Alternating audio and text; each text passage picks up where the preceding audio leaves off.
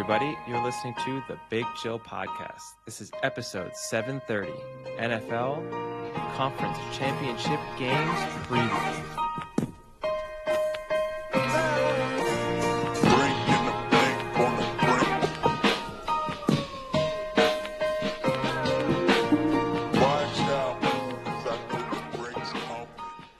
Hello, Big Chillians. Welcome back to the Big Chill Podcast. Frank joins us with Eddie. Eddie, how's it going? Yeah, not too bad. Slight cold, so the voice might be marginally huskier than usual. But yeah, I mean, you blamed it on going to a specific bar that you always used to frequent. And I have to say, when you lived in Paris, you never used to get sick when you went to the bars. That's not true. Last time you moved to the suburbs, and your immune system has gone to shit. Last time I went there, I got COVID. This time I got a cold. So if anything, the suburbs are treating me a lot better. The downside is I have no control over my heating in this new apartment here, which is kind of nice. It's very, very warm, but I actually don't love having a cold and also being very hot. I would like the temperature to be a little lower. So that's a slight pain. But aside from that, I'm doing pretty well. Well, you speak about going out. I got a little update for our listeners, friend of the podcast. And I think many listeners are fans of this person, Vasilis, our friend. They love a good Vasilis story. I don't have a Vasilis story per se, but I have a Vasilis attack on you, which I thought was quite humorous that I didn't tell you about, but I saved specifically for the podcast. He posted up a picture that he was at the Mazet, which is another bar that you used to frequent when you used to live in Paris. And I said, hey, no Eddie. And he was there for the NFL games, which is even more surprising because I don't think he knows anything about football. True. I know where this is going. And I said, oh, no Eddie? And he goes, no. Then he made a terrible spelling mistake and said, man is far away. I don't know what that means, but I think it's an insult on you being too far away. And then he laughed and said, I'll see him tomorrow, though. And then I responded, I guess he's no longer the Prince of Paris. And Vasilis gives you the ultimate burn. He was barely a butler lately in the bar status. Not only you're not a Prince of Paris, you're not even a butler of Paris, according to Vasilis. I don't know exactly. I don't know how the butler fits into the royalty scheme necessarily, but I don't even know where to start there. If you want the full story, if I'm going to get attacked, I'll fire back. And you're aware of this. So he messaged me he originally messaged me about going out on Saturday. He said it was a big Greek party. I've been to it once before. It's kind of fun. He asked if I wanted to go. I went to the rugby match on Saturday night and then left the rugby with a couple of friends with a plan of popping by the Greek bar for a little bit. And then he told me, I messaged him, I asked where he was. He was already at home. And then he told me, actually, the Greek party is next Saturday. So I said, okay. And then Sunday morning, he messaged me asking if I wanted to do something on Sunday. And I said, no, I'm going to watch the NFL games at home. But I wanted to go out Monday night because for just the NCAA championship game, I was happy to go to a bar and just watch that in a bar with, one game on, easy to do. He said, cool. We made that plan. Then he went out on Sunday night and he did not wake up until 7:30 at night on Monday. And also even then 7:30 at night. Yeah. And even then, that didn't really change our ability to meet up, seeing as the game kicked off at 1:30 in the morning here. But he then said, he had work early in the morning. Now, keep in mind, an early start at work for him is 10 or 11 a.m. It's never before that. So he said he couldn't do it. The reality is, this guy gets the roughest hangovers around now. Still likes to pretend that he's a 22-year-old and he can go out every night. And if he, I could at least hack a couple nights out in a row and still actually, survive on little sleep and have a big night out. He's just a shell of his former self at this point. It's embarrassing to be with him. He gets drunk early and then he can't function the next day. Wow, shots fired.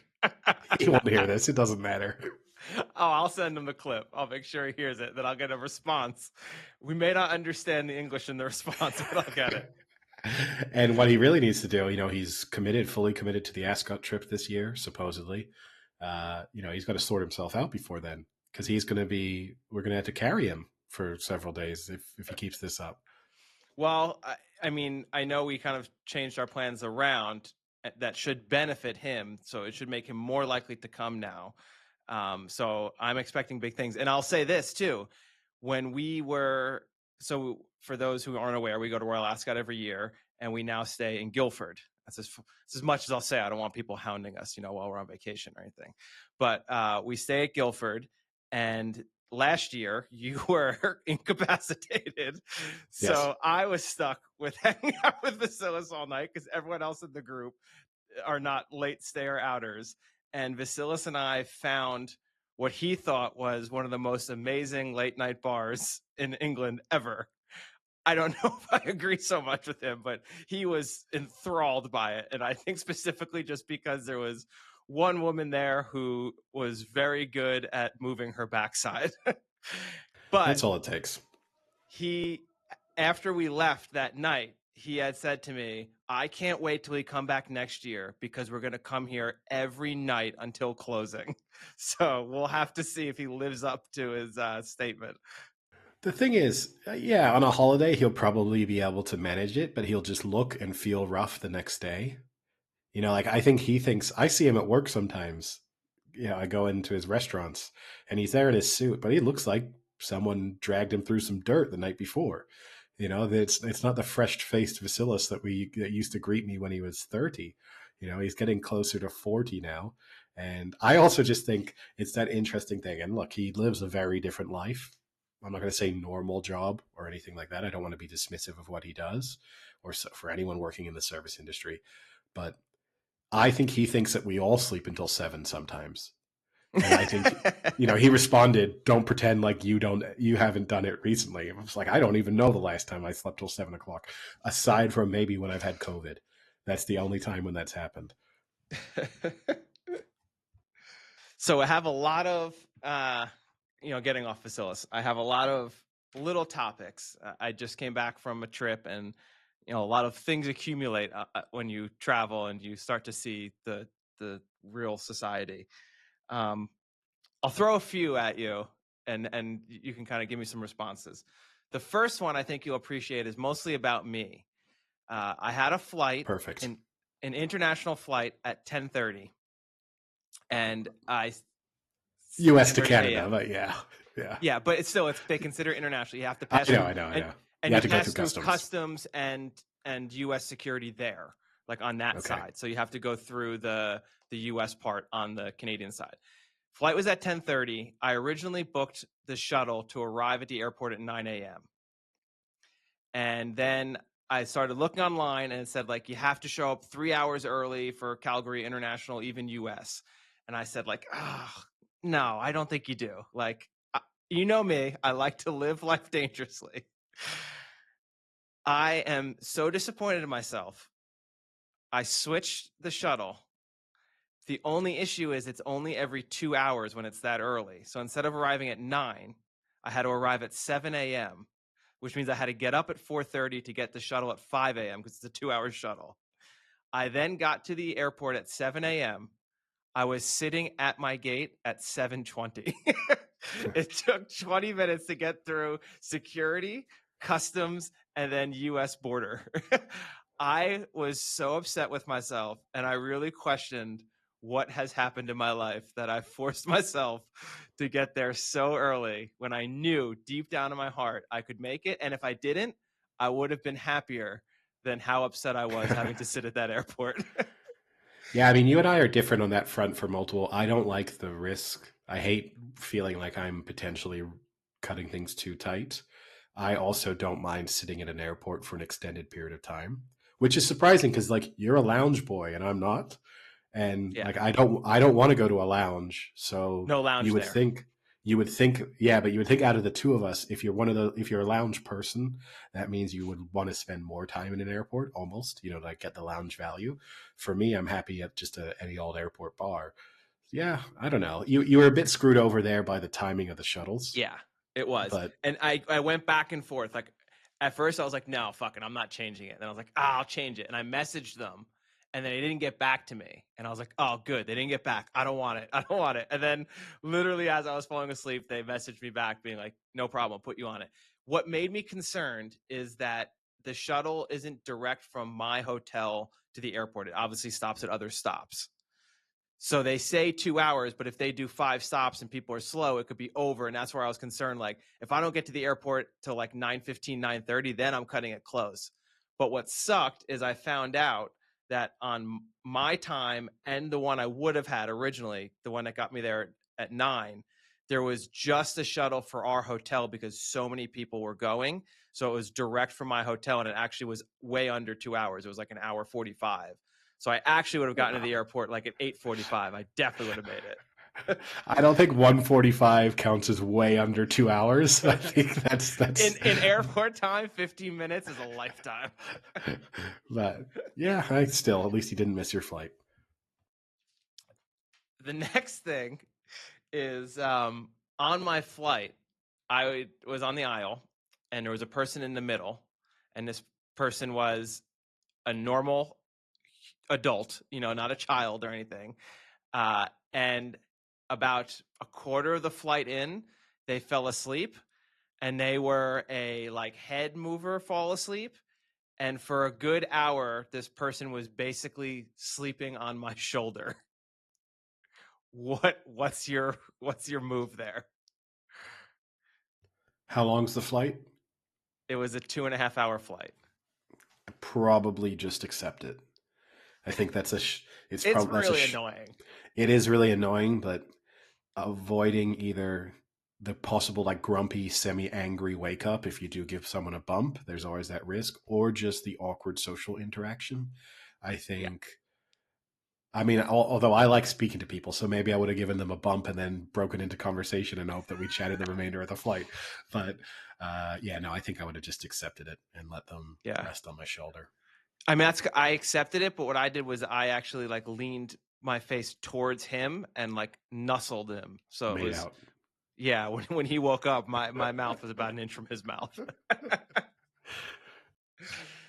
Yeah, that was pretty good. In a similar vein, I then had a 3-hour layover, and I was in the lounge because I'm a lounge boy. And then I went to get to the gate for my flight, and the flight ended up being a little more delayed. So I kind of sat at the gate for like 15, 20 minutes.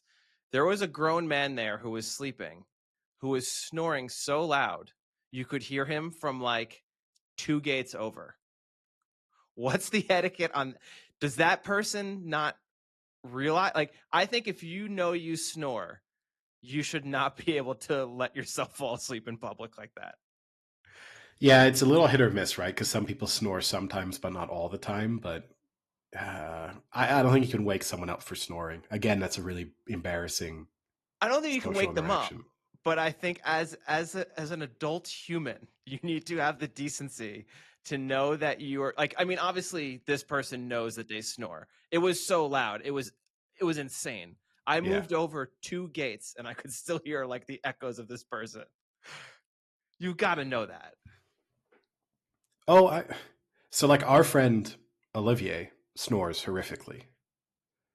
And I actually thought about that when we were flying together this, like back in the fall, because we were on the same flights. Admittedly, we were in different classes, so the chances of me hearing him snore were slightly diminished. But he then said, I don't really sleep on planes. I think that's because he knows he snores.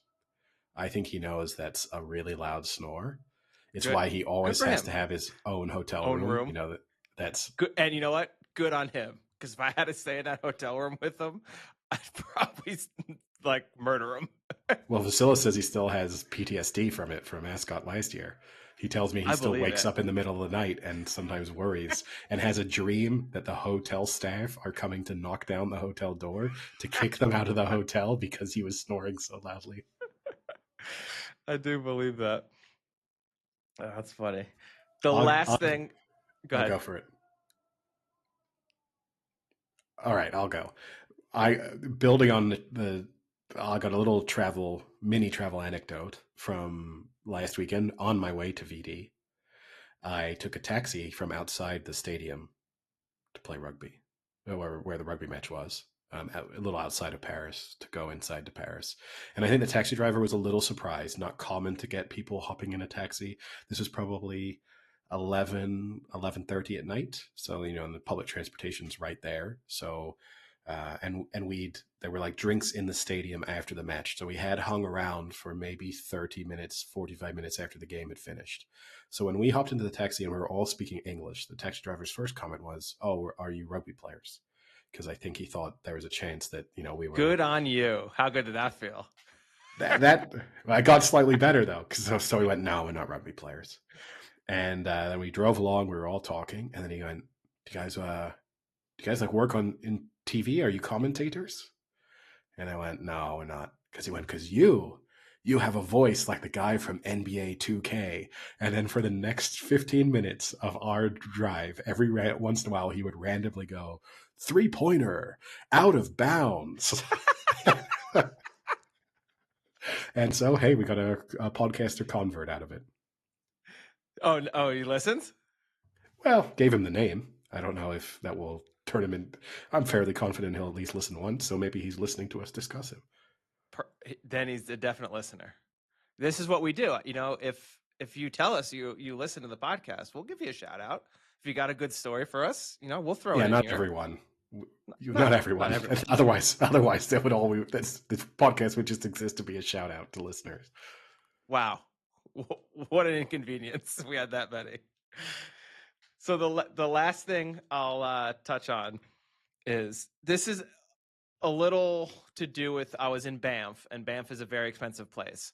But I think in general, you and I were also on a trip recently together where we also did a lot of shopping. This is a shopping story. This is more of a comment, slight question. When did clothes get so expensive? It's pretty crazy when you think about, I went and bought a t-shirt and it was like a nice t-shirt and it was like $44. And it's like, I remember when t-shirts were like $20, $25, like you went to a cool, let's say like a brewery or like a restaurant, you want to, I want to get that t-shirt from that place. Yeah, we're not talking about like designer t-shirts. Just these $20, are like $25. Now you go to a store and it's like $45. I bought a sweatshirt and I didn't realize because I didn't really look at the tag because I'm not that concerned, right? But I went and the sweatshirt was like $105. I was like, this is the price of a fucking jacket. Like a sweatshirt, $105. No, it's not. No, it's not anymore. So obviously there's general cost of living and inflation. I think the pandemic, everyone was able to just have this 12 to 18 month period where they were able to increase prices and kind of justify it based on, well, our business is suffering, everything's more expensive, this is really difficult for us. And once you raise prices, you never go back down. So, and then there's also just the gradual increase anyway. So I think we sort of accelerated inflation during that pandemic period and then have never really recovered. And you see it a lot in, I think, a number of areas. Beer prices, just in general across the world. Hotel prices, we discuss this routinely. Hotel prices now are just outrageous. Crazy.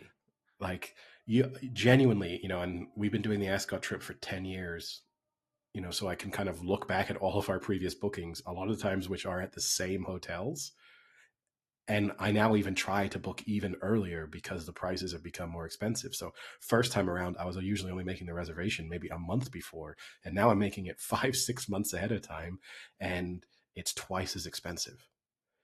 And it's impossible, like London, Paris, any major city. Even when we were on our little trip going to Flagstaff or Phoenix, to find a hotel for under $250, $300 a night that isn't just a complete shithole is basically impossible. On a random Tuesday, You know, like I understand. It's not like I'm trying to pick Super Bowl Sunday to try and have a hotel in New Orleans. You know, the real issue is I think we're at a point now where if I don't go to Ascot and win, I don't know if I can go next year. Well, then you're going next year. There's no better place to be than to have to go to a sporting event and having to win your bets at that event to make sure you can go for the following years. They always say when you're gambling, make sure you're gambling under great financial pressure. It really clears the minds and it makes you make smart decisions. You know, that's when you get closest to your big wins. The more you feel the walls are closing in on you, that's when you're ready to break out. Now, we'll obviously use most of this podcast to speak about the NFL Championship games, the AFC and NFC Championship games this weekend. But before we do so, I guess we can do a little bit of a college football championship game recap, reaction. But even before that, a little bit of European football, which we've kind of skipped over mostly for the last couple of weeks. Yeah. Premier League wise, you know, at the weekend, we were, you know, not served up any truly fantastic matches. Arsenal blew their 2-0 lead, which was against Aston Villa, which was one of the bigger talking points. City, as we alluded to on the last episode, got back to form with a 6-0 win over Ipswich. Manchester United struggles continued with a 3-1 loss to Brighton, and then had their own manager calling them out as being the worst Manchester United side in history. But where things it's always a good sign. Where things really got interesting was in the Champions League this weekend, where one of the big talking points, Manchester City's continued struggle to hold leads. They were 2-0 up against PSG on Wednesday night and lost 4-2 in Paris. And it means that they are at risk of being knocked out of in the initial, I guess it's not the group stage. I don't know what first phase of the Champions round robin League stage. Yeah, but at the same time, even though they've done terribly, played 7, 8 points, scored 15, conceded 13. They're only one spot outside the top 24, which would take them into the next round. Wait, so they played 7, 8 points? Yeah. Yikes. Yeah. And, you know, just where you expected them to be, slightly behind Stuttgart and just ahead of Dinamo Zagreb. So just where you expect Manchester City to be, but definitely not going well. I mean, it could be worse. They could be young boys who have played 7, no points, scored 3, conceded 23, just getting humped in the Champions League every Let's week. not talk about young boys getting humped on the podcast. Sam will reappear. That's like saying Beetlejuice 3 times if you do it too quickly.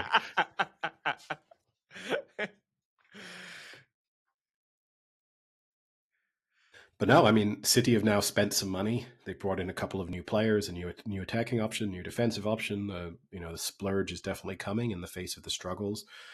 Kyle Walker is going out on loan to Italy.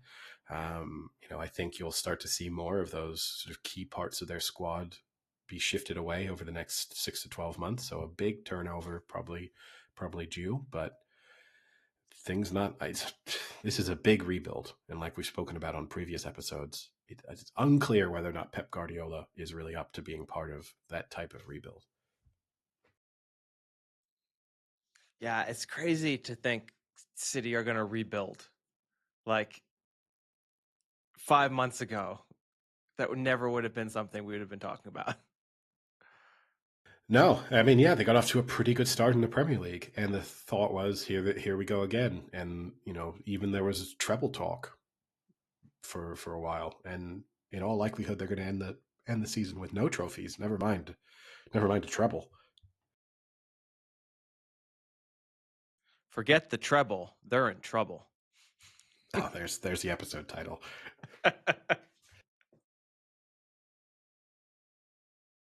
Now, college football championship. Ohio State, Notre Dame. For a couple of weeks, we've kind of been speaking about how Ohio State were a little bit of an unstoppable force in the college football playoffs, and especially going into the Notre Dame game, that they were the type of money line bet that could be thrown in with just about everything else.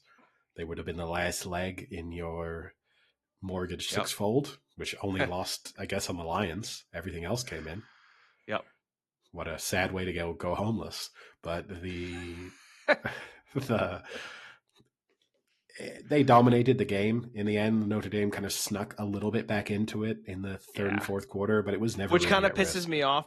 It kind of pisses me off because people will look back on that and be like, "Oh, that was almost kind of close," but it was not close. I mean, there was a point where I think what killed Ohio State was they had that 1st and goal, and they ended up kicking the field goal. It would have been 35-0, right? But they ended up being like 31. Because Notre Dame took the lead. Wait, what? Oh, yeah. Sorry, yes, yeah. It would have been 35-7, but then it was 31-7. That somehow switched the momentum. Momentum in college football is fucking insane. I mean, I would love to get Bill Barnwell on this podcast to specifically discuss how he can watch a college football game and think momentum is not a real thing in college football. Because it's crazy. I don't know what Ohio State started to do and why they were panicking out of nowhere, but they kind of made a muck of it a little bit there at the end. But that first 3 quarters, basically 3 quarters, was a fucking pounding. Yeah, aside from that initial drive, Notre Dame did confidently go down the field, although it involved a few 3rd and 4th down conversions, which mostly was just their quarterback running straight up the middle and picking up 3-4 yards whenever they needed to. But it kind of felt like, oh, wow, maybe we're either going to have a shootout or maybe this Notre Dame team is a bit better than we've given them credit for heading into the championship game. And then Ohio State answered on the ensuing drive and then just never looked back. And I think, ultimately the big difference between those two teams, which is what we spoke about kind of going into the game, is in Ohio State, you had a team with so many weapons and just the ability to score, that Michigan game aside, with such frequency that keeping up with them is just a challenge. And Notre Dame were just not a team built to score 30, 35, 40 points in a championship game against a somewhat decent defense. No. And I don't care how that game ended up. Riley Leonard was not the answer for Notre Dame there. That first half was pretty embarrassing if you were him. It was, because we had talked about on the podcast, he isn't much of a thrower. He just loves to run the ball. And that first drive, he had, I think, 5 rushes and basically led them down the field and scored. And then after that, Ohio State was like, oh, it is like how we watch every film. He does just run the ball. And then they absolutely fucking stuffed him the rest of that half. There was a few where he pulled it and tried to run and just got demolished by 4 guys. It felt a little bit like when you're playing a football video game and you play against someone and they do a play the first couple times and it works, and then they just keep going to the well one too many times, and you're like, look, okay, I might not be able to, if that's all you're going to do, I can definitely stop that. Maybe I can't stop everything, but I'll stop that one play that you're relying on. And yeah, that was basically Notre Dame's undoing. Yeah, it was pretty bad. And I will say, I was up in Canada, and you were right. Canada had every one of those games on. And the nice thing is they were also on at the bars and everything. So that was nice to be able to go out and get dinner and have whether it was the college or the NFL games, they were all on. Now doing our other quick roundup of sport. We spoke about Novak Djokovic a couple of episodes ago. He got a big win in the quarterfinals of the Australian Open against Carlos Alcaraz. Lost the first set, came back, won the next 3. Felt like that might have been, I kind of watched it. You saw Alcaraz win the first set, and he felt, maybe this is the changing of the guard moment. This is when officially the old heads are out. It's all about the, Alcaraz and Sinner and maybe a couple of other younger players. But no, here we are again with Djokovic in a semifinal. Probably will win his semifinal. He'll make it, Sinner will be favorite if it's a Djokovic Sinner final for sure. And I think Sinner would win. But still, here we are we just can't get rid of them. He annoyed Alcaraz over the course of the quarterfinal. I don't know if you saw any of it, but Djokovic, as he starts to lose, he starts to pull out the same old tricks. He limps around a little bit. He looks at his box and gets angry. And Alcaraz, after Djokovic won the second set, walked to sit down and then started limping as he was walking and looking angrily at his box. Which, if you're Djokovic, it's getting into someone's head, even if they know you're faking. Yep. Why would you stop? Oh, I know. I think you stop because you don't want to be that person. But I think the type of people who do that don't care about being that person. No. So you don't stop. He kind of likes being the heel. He definitely he's embraced that over the course of his career, but then is also annoyed that he isn't as loved as like Nadal or Federer. But you can't have it both ways. But it did make me come across an interesting statistic. So looking at number of Grand Slams that were won by players born in a particular decade. So players born in the 1980s won 80 Grand Slams. Okay.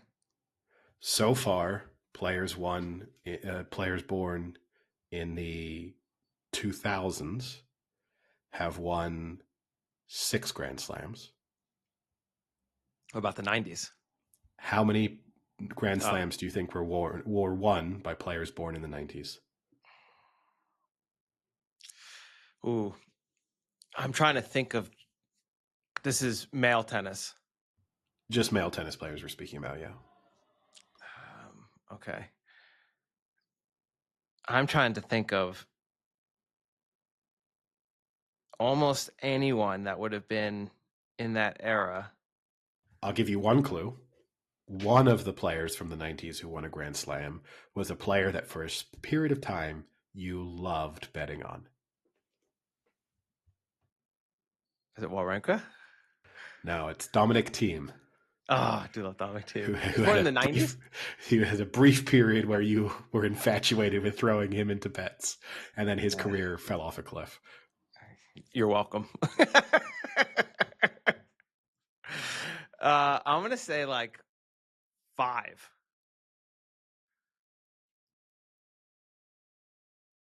2. Wow. That's it. So I knew it would be low because I couldn't. I mean, for instance, there's no one I can really think of in the 90s that was like consistently at the top. No, so the only How old player. Andy Roddick? Oh, he's early 80s. No, we can't be that old. Yeah, he's. Yeah. He's older than me? Oh, yes. Like by 5 years. Wow. So the other player born in the 90s who's won one is Daniel Medvedev. Mm. So there's a chance. I mean, in this, Zverev was born in the 90s. So there's a chance here that you could have another 90s winner, but I don't think it's too likely. Andy Roddick was born in 1982. Oh, wow. For some reason, I thought he was a lot younger than that. I thought he won very young and then just fell off a cliff. Well, he did win pretty young, but that was early 2000s. So, okay. He was late teens, early 20s. I bet you T-shirts were really cheap back then. Probably. You could have picked up some Andy Roddick T-shirts in Banff for $10. $10. All right. Should we move on to the championship game previews? Before we move on, Eddie, I have a local sports story I'd like to share with you. So, as you are aware, our roller hockey rink was demolished, so our league had been shut down. We have an outdoor rink here that is not as good. It's actually made for like ball hockey, so the floor is slightly different. You don't skate on it as well. It's kind of slippery.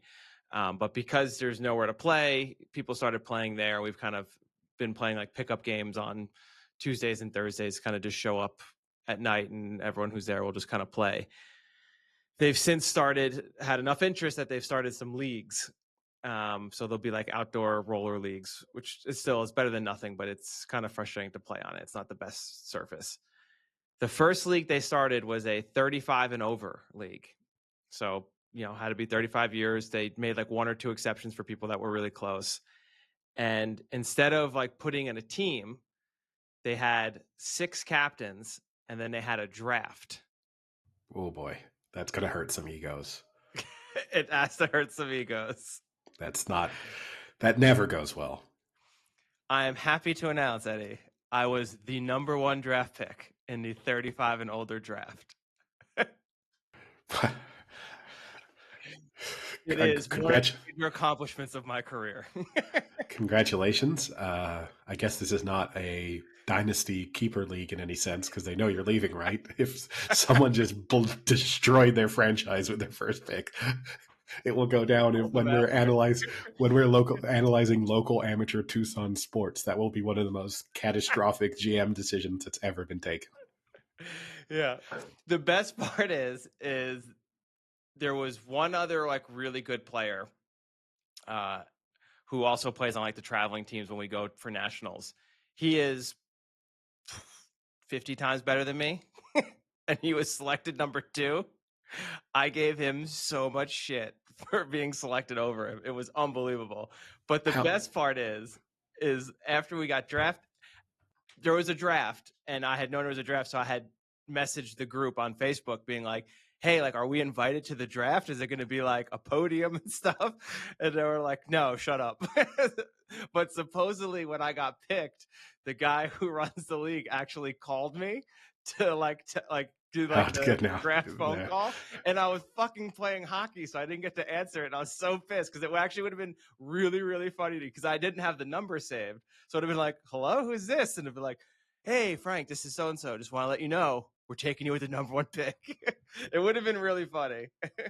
Well, the fact that you were playing hockey during the draft, that's why they took you number 1, Frank. That's the type of work ethic and dedication you look for from a number 1 pick. But how much of it, I'm not in your particular pick, but in general, how much of it was sort of a popularity contest of people wanting people they liked on their teams? Yeah, after like the first round, I think that's what it was, pretty much. Yeah. Because I think there was not that many top level players. So then after that, it was kind of everyone was kind of in the same grouping division kind of thing. And did they share the full draft order? Yeah. No, just the first round. Okay, so not to hurt too many people's feelings, you were the last pick. That's Mr. Irrelevant in Tucson, Arizona's roller hockey league is not a good place to be. I'll try and find out who that was, and then that'll be my chirp to them the entire time. But I guess they didn't get a great scouting report because while I may be clutch in the regular season, I fall off a cliff come playoff time. So they must not have gotten that scouting report. And then I heard 2 days ago that there was a proposed trade for me, and the GM or captain was adamant that there was no way she was giving me up. Trade would be a weird one, but it would have been weird if they were like, Frank, you're the number 1 pick, and now you've been traded for the number 74 pick. We made a terrible mistake. And a 12-pack. But yeah, I did send them the video of me playing hockey on Lake Louise up in Banff to show them that, once I found out I was the number 1 pick, I went right up to Canada to get a little quick spring training in to get my legs up in speed, and get ready for the season. They were quite happy with that. While the number 2 pick was just being drunk for 3 days straight in Tucson. So, that's why it was number 2. Did you find your chubs up there in Canada, like Happy Gilmore, the coach? Oh, no. I was like, what the hell are you talking about? My underwear? No, I should have asked around while I was out there in Lake Louise. I did knock over an Asian tourist, though, so that was kind of fun. I was playing hockey, and they were really badly ice skating in like a circle, and they got a little close, and I turned around and just crushed them. I bet their retelling of that story is vastly different. Well, it's like it was a big circle you could go around, and then off to one of the sides they had like a little hockey net set up. So I was literally just playing in the corner, and this person saw me playing the whole time and got super close. And then, I was skating and, did a little turn. And next thing I knew, they were boom right in front of me. Well, on that important update, I'm sure we had listeners tuning in just to know what the draft order was. We're probably the first. I mean, at the very least, it solidifies my Tucson Roller Hall of Fame resume. Oh, does it? Or does that just make you a potential all-time draft bust? All-time draft bust. We'll have to see. First game is tonight, so a lot of pressure. What time? Late, 8 p.m. Well, a little late for me. And the issue is it's at night and it's under the lights, and I have to wear glasses whenever I drive at night. But I don't play glasses when I don't wear glasses when I play hockey. Doesn't bode well. I think you should aim to be more like Ryan Leaf-esque. I think. Well, that's originally what I thought. I thought I was going to be the second pick. And I texted my buddy being like, great, I'm going to be the second pick in this draft. I'm the next Ryan Leaf of Tucson. Well, mix it up. Go number one and still be Ryan Leaf. Get addicted to opioids, get arrested, have your career collapse, but then a resurgence in the podcasting world. So that would be great for us. Yeah, I hope it'd be more Peyton Manning, but we'll see. Speaking of Peyton Manning, actually, I did watch a little bit of Jason Kelce's late night show just because it happened to be on when I was watching TV. It was sort of on in the background. I'd left it on. I'd left it. It's so bad. It's unbelievable to me. Like Jason Kelce to me was a very interesting him and Travis Kelce's podcast when they were actually speaking of sort of the nuts and bolts of football and what it's like to be an NFL player and giving you insights in the day-to-day life of players and maybe even breaking down, especially for him as a center, to be speaking about, how he's helping the offense, looking for, trying to read the defense from the center position and stuff like that, making line shifts. All of that was super interesting. But I think we've discussed it on previous episodes. I've had too much Jason Kelce now, and that TV show is one of the worst things I've ever watched on television. Obviously, you got his wife also on the show, but the episode that I watched, his wife was sick and so wasn't on the show. But they'd already committed to a bit where one of her former teachers was appearing on the show, which then made no sense because she wasn't there. So stupid. So rather than go, uh-oh, she's sick, come on next week, they just went, we'll bring you on anyway. None of the references will make sense. There'll be no one here who knows you to interact with you. This will just be a weird thing where people are trying to figure out why we have this former teacher on midway through this sports show. So weird. It's terrible. Yeah, I only watched like 5 minutes and I was not that thrilled. But, Eddie, Jason Kelce used to play for the Philadelphia Eagles. And his brother still plays for the Kansas City Chiefs. And guess what? They're both playing in the NFL championship games. What a transition. Thank you. Starting off, the NFC is the 3 p.m. Eastern game. And that is the Washington Commanders, the number 6 seed Washington Commanders at the Philadelphia Eagles, the 2 seed. This was almost a scenario where the LA Rams were going to get a home game out of this. That would have been pretty crazy. And you would have had more Washington Commander fans probably in LA. But regardless of that, we are Commanders at the Eagles, the Sunday early game. The opening line was Philly 5.5. I don't think that's changed. I have 6 at the moment. Okay. The official bookmaker of Bet365. Okay. Or if you're a money line better, 1-3, 1.33. So, it's still got some value if you like the Eagles, just throwing them in an accumulator or a parlay. So just a little background. They obviously are in the same division, the NFC East, so they've played each other twice this year.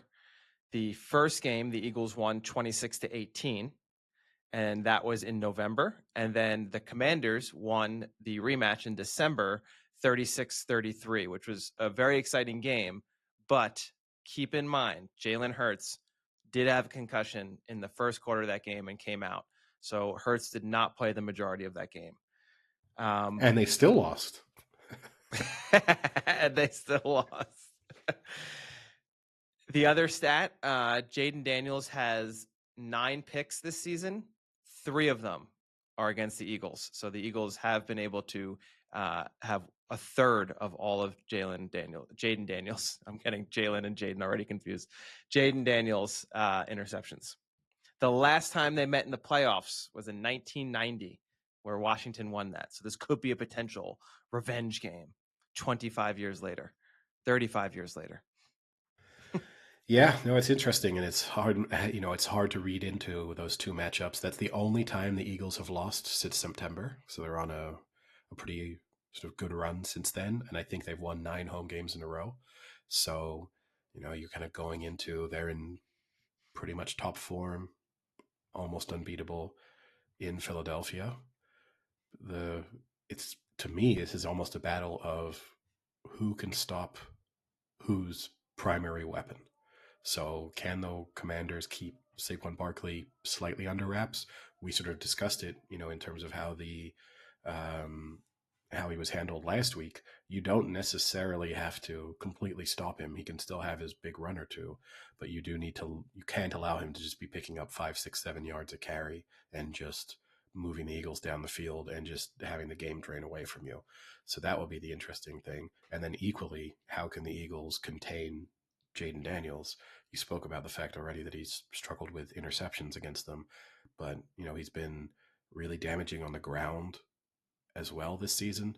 He was second behind only Lamar Jackson in terms of quarterback yards rushing, and so far in the playoffs he has 87 yards through their first 2 games, which is behind only Jackson and Hurts. Yeah, I mean, Jayden Daniels is playing on another level right now. So he had a 91.8 QBR against Detroit. So super, super impressive. And since their 7-game win streak started in week 13, he's posted an 82.3 QBR that ranks second only to Josh Allen, who's still in the playoffs as well. I think you're right. It is going to come down to either stopping Daniels or Barkley. The way many teams have tried to stop Jayden Daniels is to blitz him and overwhelm him and make him, make mistakes like you would with other rookies. That's the Bill Belichick move, right? If you're facing a rookie QB, just make them start panicking and making decisions and not making the reads properly. The problem with that is that Daniels is phenomenal this year against the blitz. He has a 90.1 QBR against the blitz in the NFL. That's top 3 in the entire NFL as a rookie, which is super impressive. And a lot of that has to do with the fact that he does have that ability to scramble, but he also has a very quick reads that he can run through and is not throwing turnovers because of it. He's not panicking, which is super, super impressive.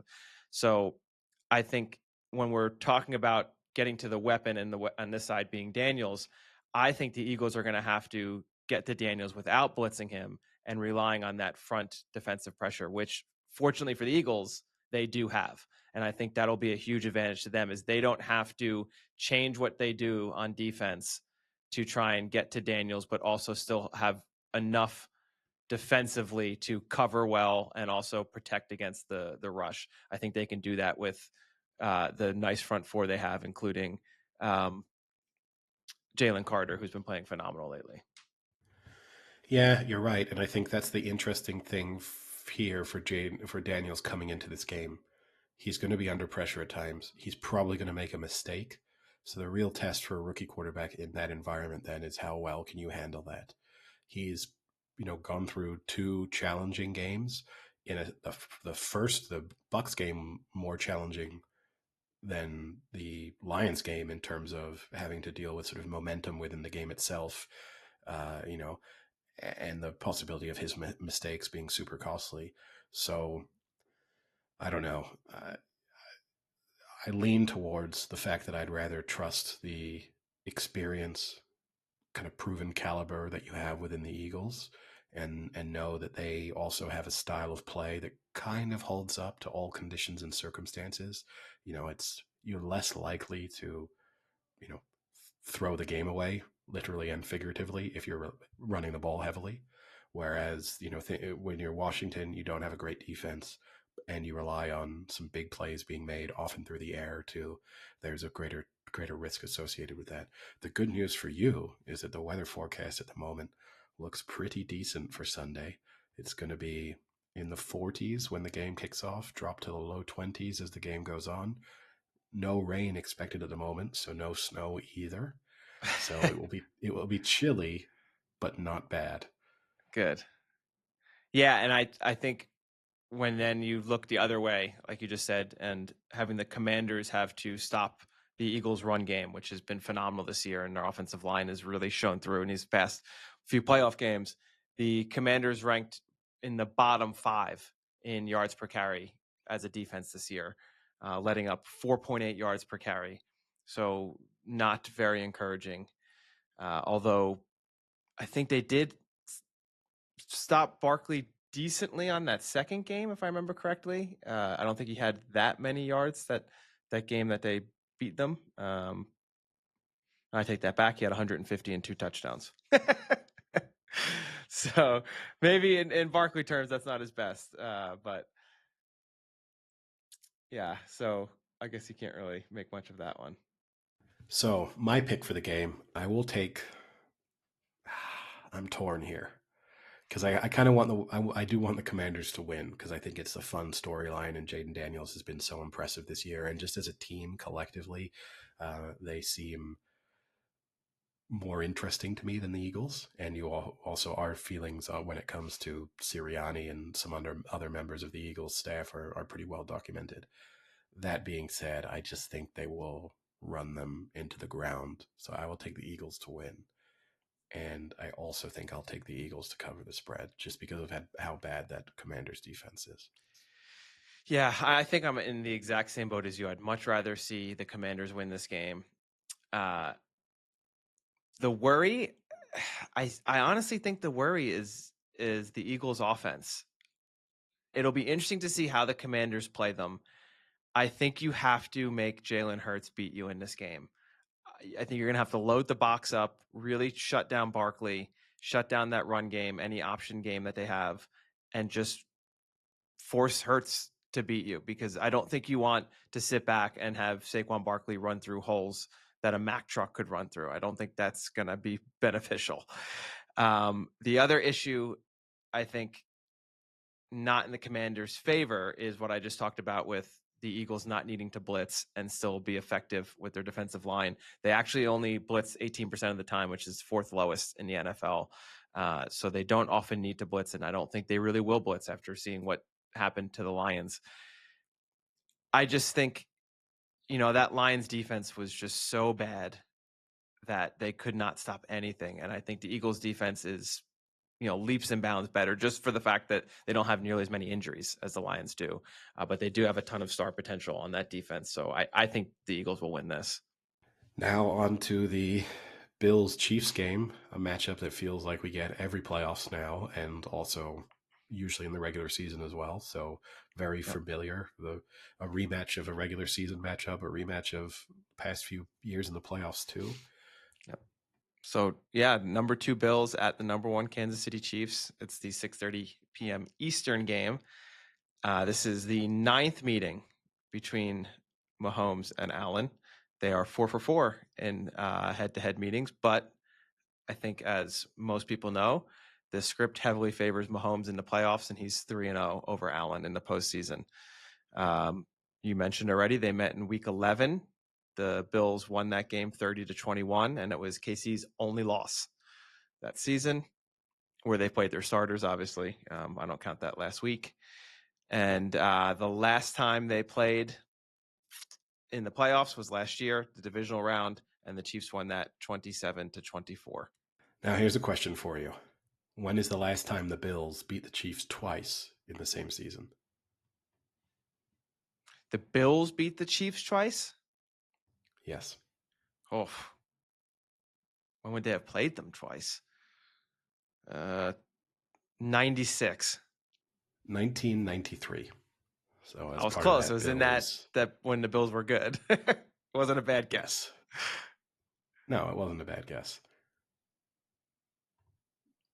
Last time they beat them, they used to play each other twice sometimes in the regular season. The last time they beat them twice in the regular season was 1965. Oof, I think I remember that. So I think both of us kind of agree here. I mean, you obviously more strongly than me that the Bills are the better team. I have no problem saying that. I just am not sure, like I've said all year, I don't think I want to bet against the Chiefs until I see the Chiefs actually lose.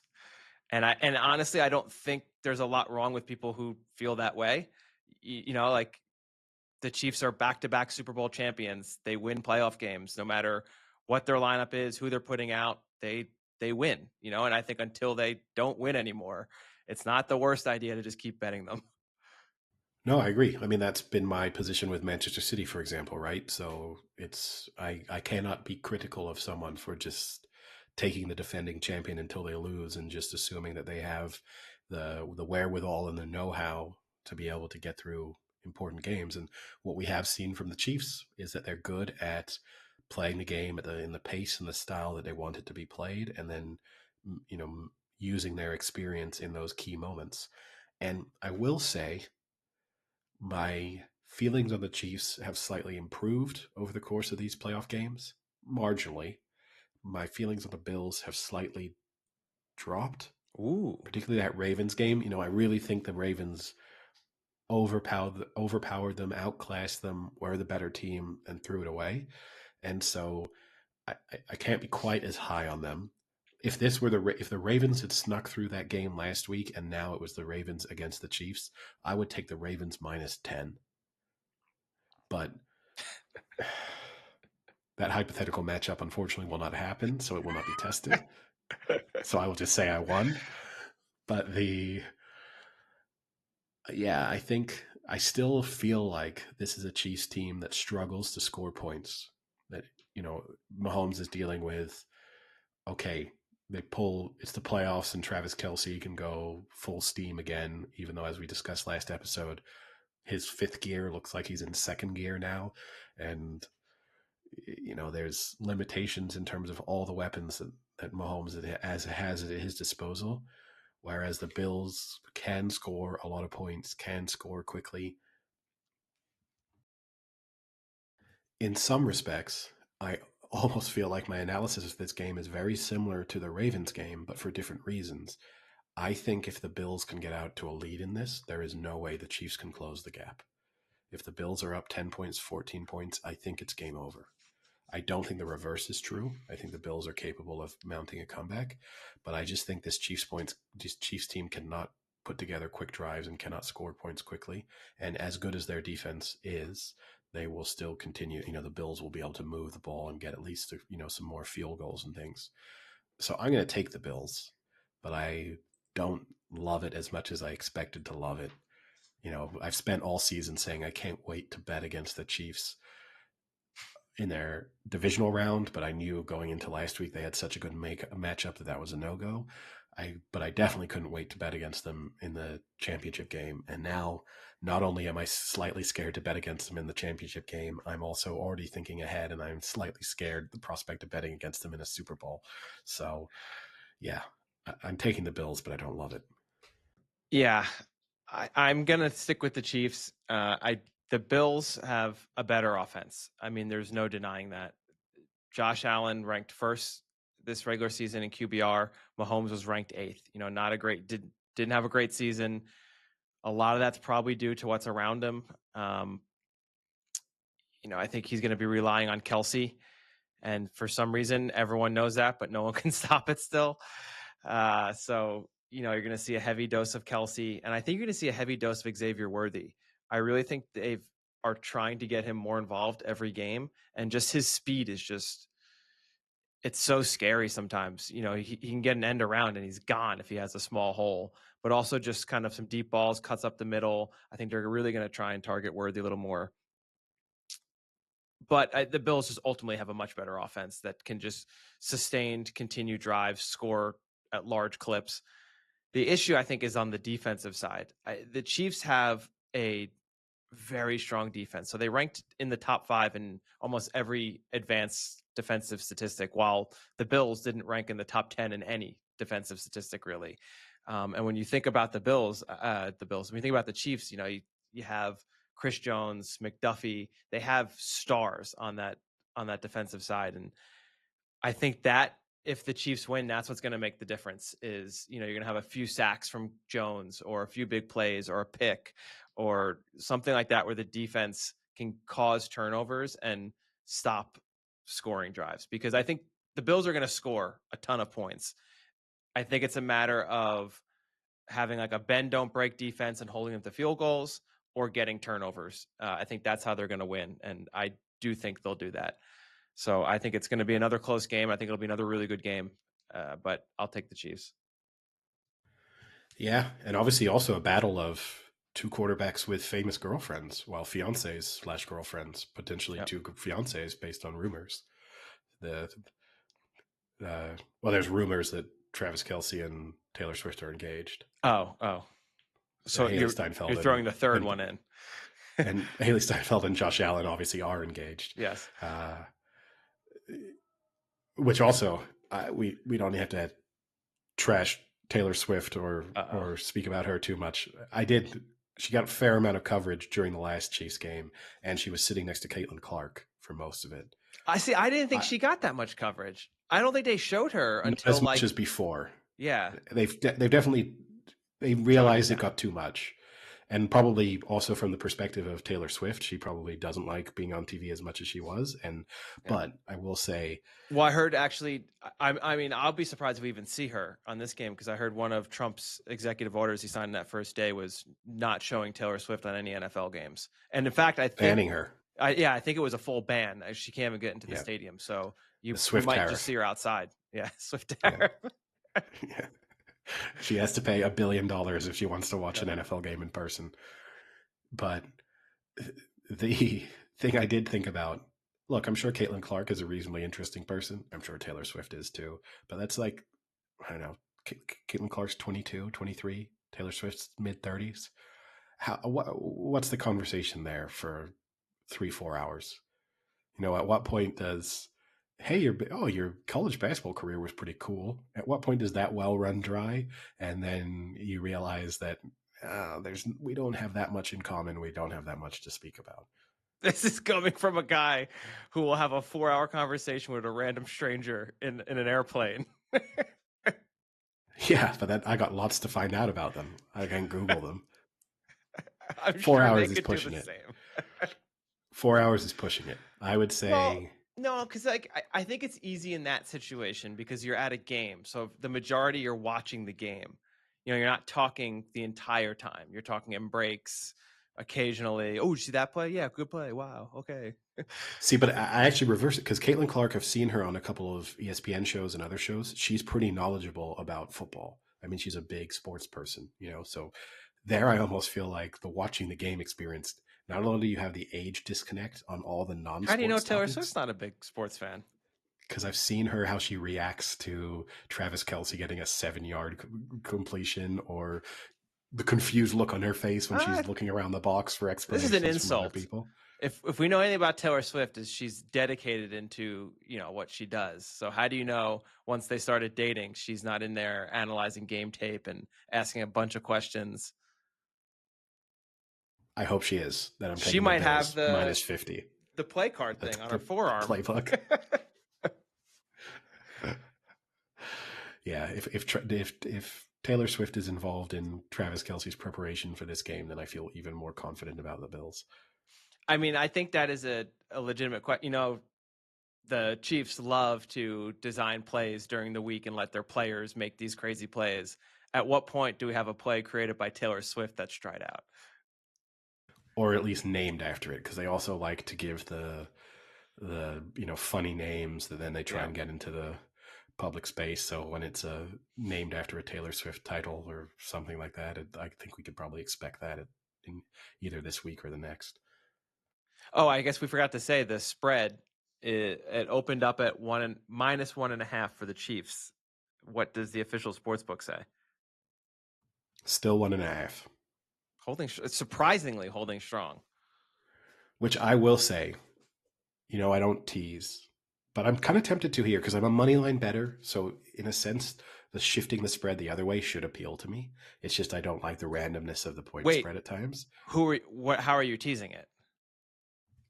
Eagles down, Bills up. So say if you did a 6-point tease, if you're getting the Eagles basically money line or minus 0.5, so money line, and then you're getting the Bills plus 7.5. I love the Bills 7.5. I kind of think you tease up the Commanders. Are the Commanders going to lose by double digits? Their defense does suck. They did let the Lions score 30-something points with 5 turnovers. Yeah. I mean, I'm not saying I think the Commanders can potentially win this game, but I can also see them just getting absolutely blown out in this. But I think, I agree with you.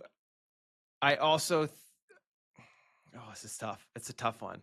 I mean, I love a tease, and I've been thinking about it. I think you tease up the Commanders and the Bills because I think those are the more fun teams to root for. And what's nice about the Commanders is then, as long as they keep it close, you win and you're entertained and hoping that they can actually win the game. You know what? I'm going to be greedy because I'm going to work out a couple bets. Okay. I'm going to have 1 Bills teased up, Eagles money line, 1 Commanders teased up, Bills teased up, and then I'm going to hope Eagles win by 7 and perfect. Everything wins. Perfect. Nothing like threading a needle in bed. It's a pretty big gap. I'm going to actually do Eagles against the spread. No. I'm going to do Eagles minus 9 and the Bills spread up, teased up, and then I'll do the Commanders teased up and the Bills teased. So as long as the Eagles win by 9.5 or 10, I'm a winner in both. That sounds smart. No, but yeah, in an ideal world, Commanders versus Bills feels like a fun matchup. I will say part of me wants the Eagles to win because I always worry about Super Bowl blowouts. And I do think when you combine Jayden Daniels being a rookie and having had a few rough patches over the course of this season, plus how bad their defense is, I think against either the Chiefs or the Bills in a Super Bowl scenario, that could get ugly fast. So I'd almost rather it's the Eagles against one of those teams because I at least go into it thinking the Eagles are going to run the ball a lot. This is going to be a tight game, and I'll get some entertainment out of it. There's nothing worse than, say, those, we haven't had one in a while, but the 20, 30-point blowouts in the Super Bowls. Yeah, it's tough too because I wonder what the worst story could be. If you have the Commanders, you have the potential of Jayden Daniels, rookie QB, to win the Super Bowl. Great story. If you have the Chiefs, it's three-peat, next dynasty talk. I think that's a pretty big story for a three-peat. If you have the Bills, is it Josh Allen finally gets over the hump and wins? That's okay story. Or maybe it's just Buffalo in general. I think the worst combination of stories is Commanders Bills, because yes, Josh Allen getting over the hump or the Bills getting over the hump is sort of interesting, but outside of the Buffalo area, that's not that big of a storyline. And then equally, yes, it's cool to have a rookie quarterback, but Commanders do not have a huge footprint. They've been controversial for a long period of time. But I think that could be a good storyline, is like Dan Snyder gone, instant Super Bowl champions. It's a good slight to Dan Snyder. But what's the Eagles story? Is it Saquon? Saquon goes to a good team and wins? Because otherwise it's, oh, fuck, the Eagles won. No one likes the Eagles. If it's Eagles-Chiefs, then it's easy. It's the Super Bowl matchup from 2 years ago with a controversial holding call at the end of the game. So it's like a revenge Super Bowl matchup from recent history. So that's an easy one. I think if it's Bills, Eagles, then yeah, the Eagles' focus has to be on Saquon Barkley and legacy-defining, career-defining playoff run. Now that he's got the chance to be on a good team, that's. Did you see that story of? I presume it was from earlier in the season, but I saw a video of him doing the rounds where he said when he told his daughter that he'd been traded, or not been traded, had signed for the Eagles, that she said her response to that was like, "Daddy, does that mean we'll win more games now?" What a just a young child shitting on the Giants. Well, who doesn't these days? She probably paid for the plane to go up and say, Mara, your team sucks. But yeah, I think there's interesting storylines from each of them, but I do think if it's Bills Commanders, that's the one that I'll be the least sort of excited about. But I have to admit, this is not the most interesting combination of teams to be in the kind of final four to pick from. Would you rather have it be Commanders Lions or Eagles Lions? If you could have had that either way. I think Eagles Lions. You would have at least felt like that was the great offense versus good defense. And the team that was the best NFC team for the first 8 or 9 games of the season versus probably the team that was the best NFC team for the second half of the season. Mm-hmm. So you get that sort of interesting combination. In an ideal world, a healthy Lions team versus the Eagles would have been pretty fun. Yeah. And I would have gone into that being very, like, wanting the Lions to win and feeling confident that they could have won. Yeah. But, I mean, the AFC, I think you can't say it's not. Yeah, okay, it could have been the Ravens, but I think the Ravens, Bills, and Chiefs, all three, they should have had a 3-way game. Kind of like in Top Gun Maverick, where they play 2-way football, or with the 2 footballs, you could have done 3 teams playing all at once to see who wins. Yeah. No, you can't complain much on the AFC side. I think from my perspective, yes, I'm a bit disappointed. I thought the Ravens were the best team in the NFL, so to not even have them in the AFC Championship game is disappointing. And equally, I would have rather that the Chiefs had been slightly more tested with their opponent in the divisional round, so I didn't feel as if, are we sure they're that good? Yeah. If they had played, more testing opposition last week and passed that test, then I'd feel more excited about it. But I'm worried here that we'll get like Chiefs Commanders. If that's the Super Bowl matchup, I will tune into that thinking this is maybe the 7th best team against the 12th best team. I don't even want to ask who you think is the 12th best team. Commanders. I'm not shitting on the Chiefs that much.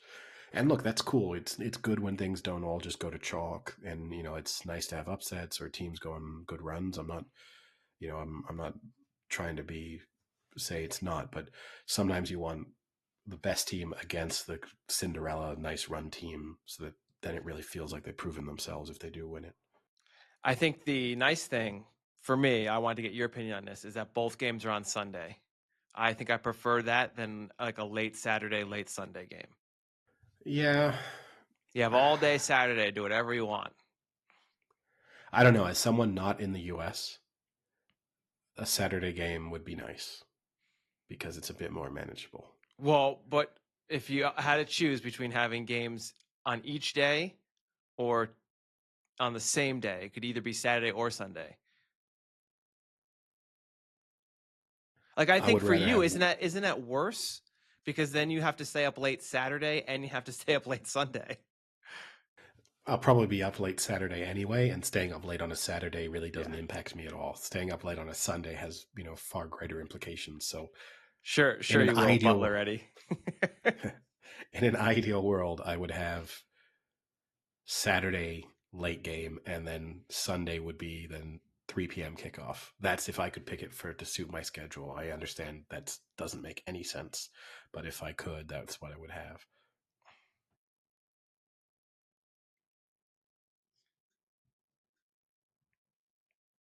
All right, so I think that kind of wraps up the previews. Anything non-sports related? I watched the first episode of Severance. I'm going to presume you haven't. Oh, I have. Oh. I watched a lot of Severance this past week. I watched basically an episode a day during all my travels. It was really nice. It is not the best treadmill show. It can be a little boring at times as a treadmill show, but I put it on, got through it. I am so all by caught that up. You mean catching up on season 1, a rewatch of season 1, and then starting season 2? I never finished season 1. Oh, okay. I realized this as I was watching it, that I never finished season 1. So it was a rewatch turned into a first watch, and then watched the season 2 premiere 2 days ago. That probably works out for you, because I have to admit, it's been so long between season 1 and season 2, and I watched the season 2 first episode, and I had They a pretty gave a good memory. recap, though. It was like They a did. 5-minute recap. The animation video was a good gimmick. I didn't. Oh, you mean the pre-episode recap? I don't watch those. Yeah, like the pre-episode recap. I don't watch. Just that. Like you don't watch the previously on. You skip right through that. Never. I never watch previously on, and I never watch. That's so weird. Coming up. They're just like 30 seconds. No, I get the coming up is completely different. I will debate people to the day I die.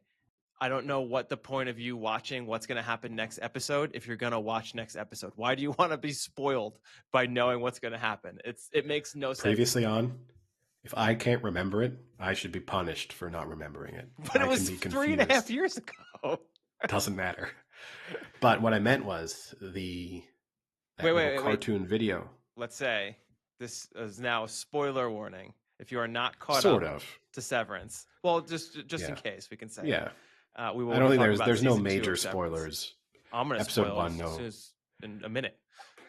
Well, there's no big storylines that kind of came out of episode 1, really. But there is. What I meant was that's a catch up on. I want to discuss it. They did that. They made that video for them. The instructional video that was them in cartoon, which in a sense recapped the final episode of season 1. It did a little bit, yeah. Voiced by. It was. Don't know. Keanu Reeves. I did not know that. I thought it was an okay opening episode. I think it's the type of show where you're not going to hit the ground running too much on. Well, they actually literally hit the ground running for the first minute and a half. But speaking, wait, real quick one. Do you know he studied the running technique of Tom Cruise in movies to do that? Nice. If you notice some similarities there. But it's a show that needs momentum.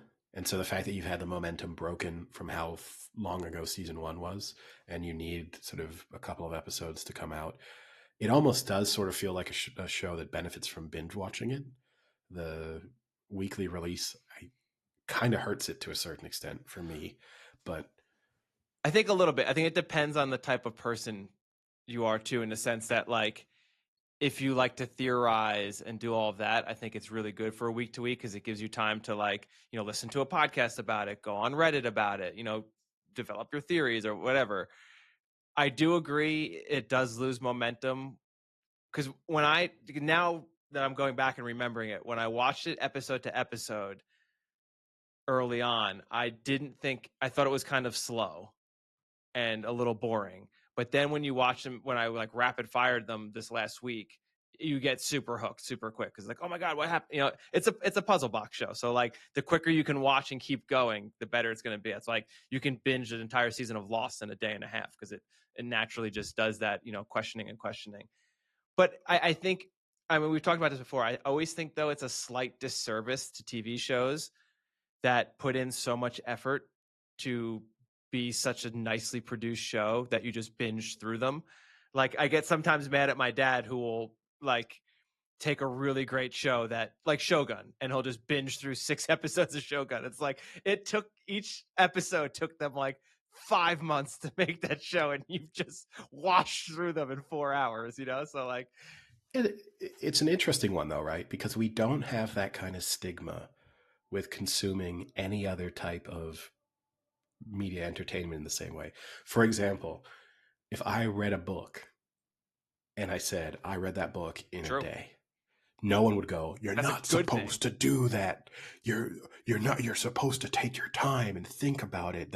That author spent 17 years writing it. You should have digested each chapter and then left it for a few days and gone back and reread parts of it. It's really true. I mean, it's true that there would be people who'd say you will enjoy the book more if you do that, or it's maybe worth English a reread professors or whatever. Yes, or it's worth a reread, or you don't quite get it until you've read it 2 or 3 times. There's definitely books like that, but for the most part, if you say Plane Ride knocked out the whole book, people would be like, "Whoa, good for you! What a dedicated reader."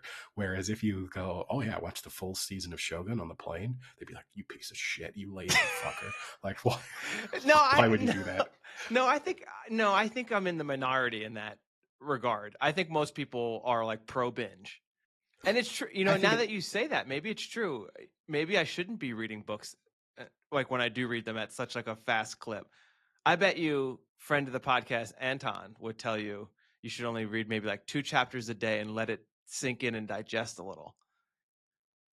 Well, for a while when I was in university, I signed up to read War and Peace. There's this, which is famously long.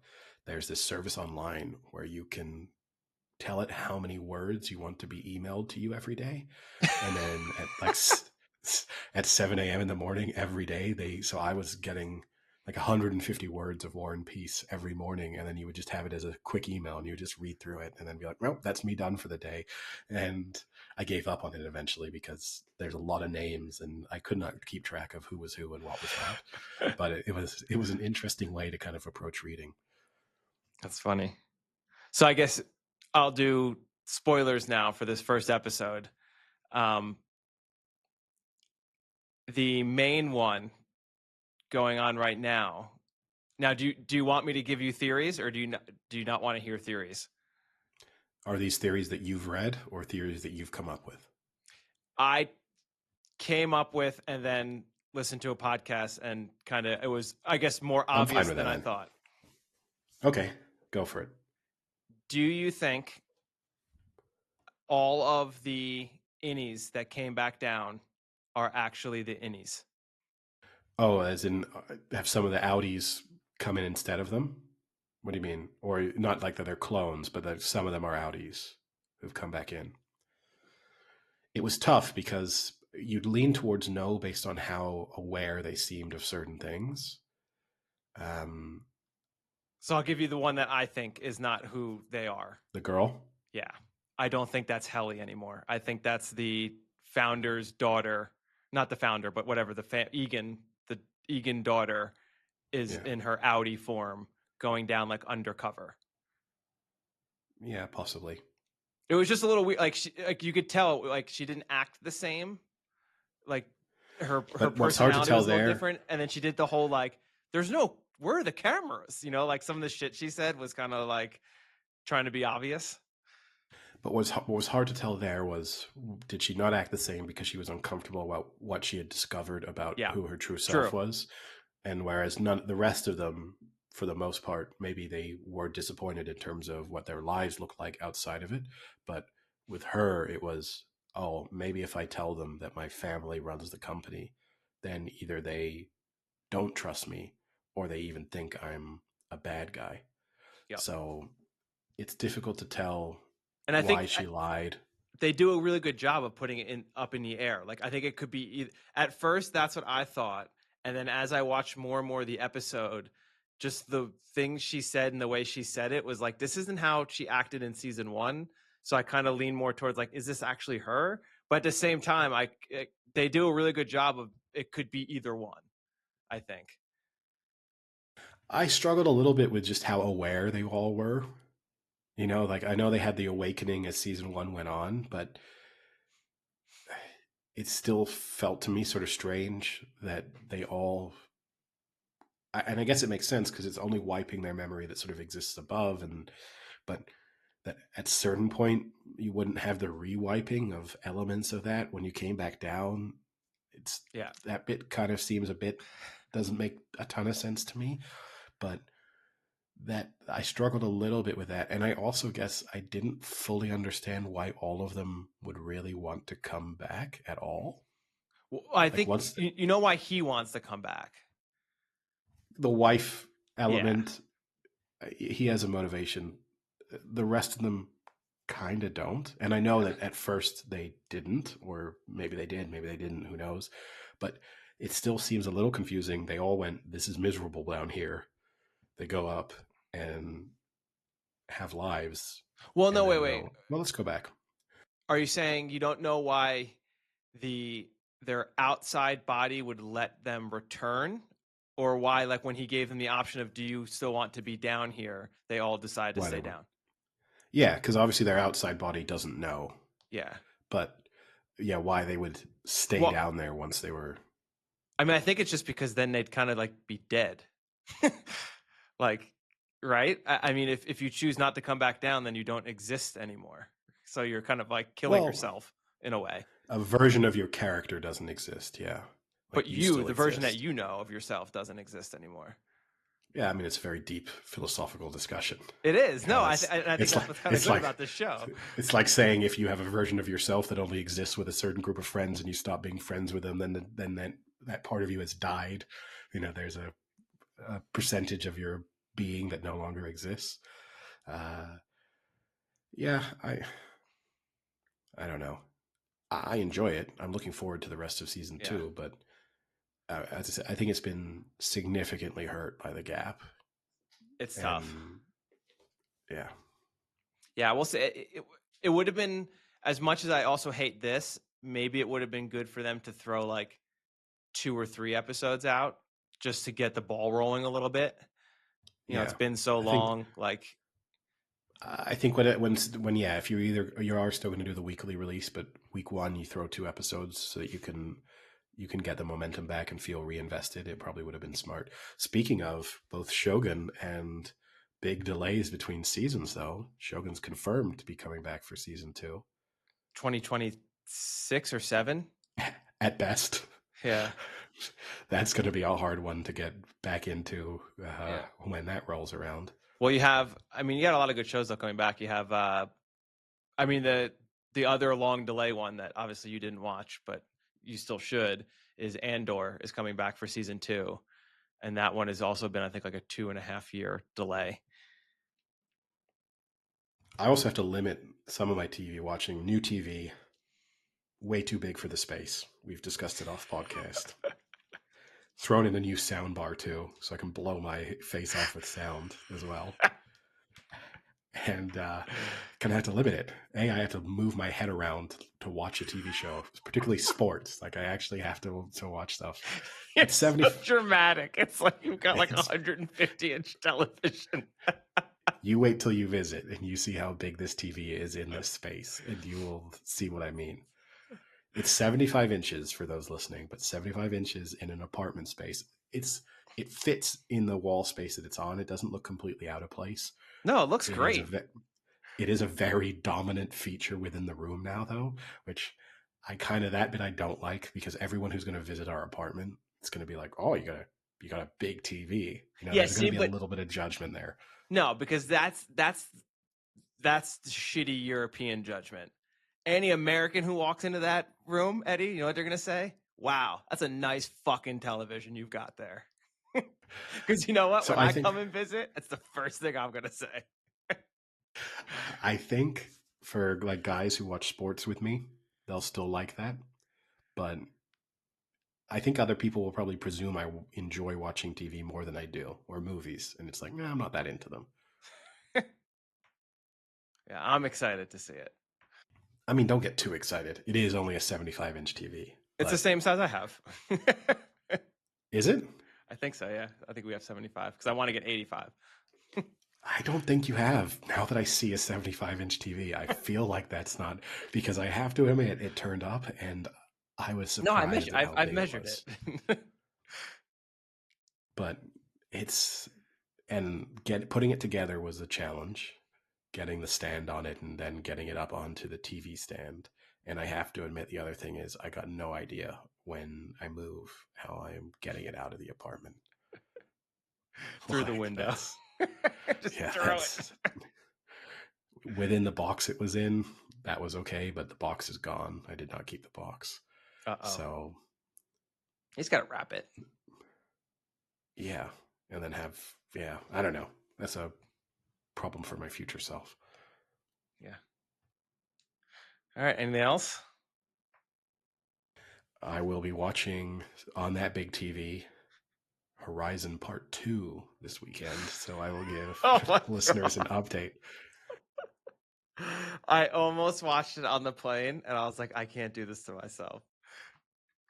Well, I'll see if it lives up to, but I'll be able to really take in those long, scenic views, scan the horizon with across that big television. But yeah, no, I watched actually on the plane. I watched How to Catch a Killer.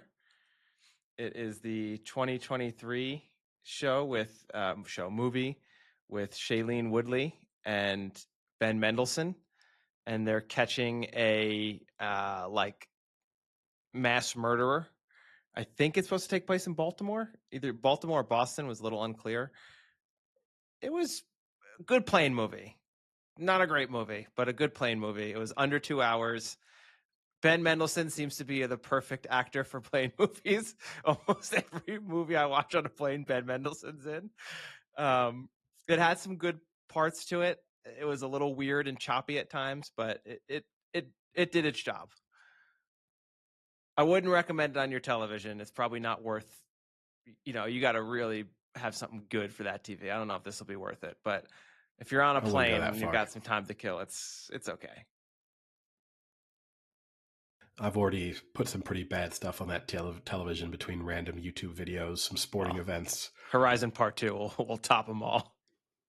It's a beautiful movie. It has that going for it. All right. Well, with that, I guess we'll call it a day. Sounds good. Talk to you later. See you. Cheerio.